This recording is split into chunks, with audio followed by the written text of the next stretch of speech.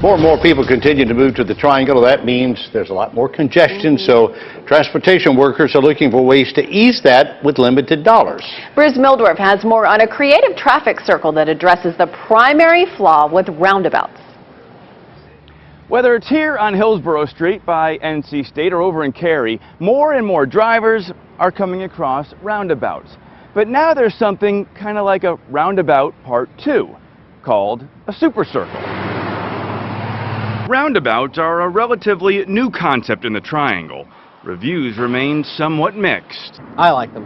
Yeah, I think if you understand the rules and the process, it keeps the traffic flow consistent. To me, they're more likely to hit somebody than when it was a straight through and you had to pay attention to the red light. Entering cars yield to those already in the circle. Transportation engineers say roundabouts are generally more efficient and safer because cars are moving at a much slower speed. But they sometimes struggle at the peak hour. And that's where super circles come in. It addresses that problem. Essentially, a super circle is a roundabout with one stoplight. And that would only operate during the peak hour or two whenever we need it.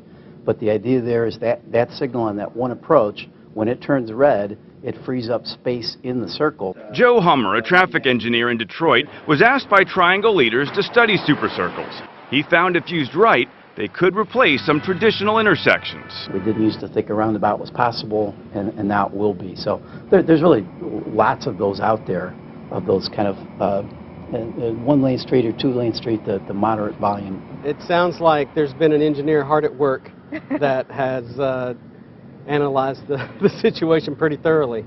Yeah, I could see where that would work out. Super circles are big in Australia. The only states in the U.S. that reportedly have one, Florida and Maryland. Though you might see some popping up around the Triangle in North Carolina in the next few years. Back to you. Interesting. Joe Hummer acknowledged U.S. drivers generally have not yet adapted to roundabouts. He anticipates that will change as more drivers get used to them.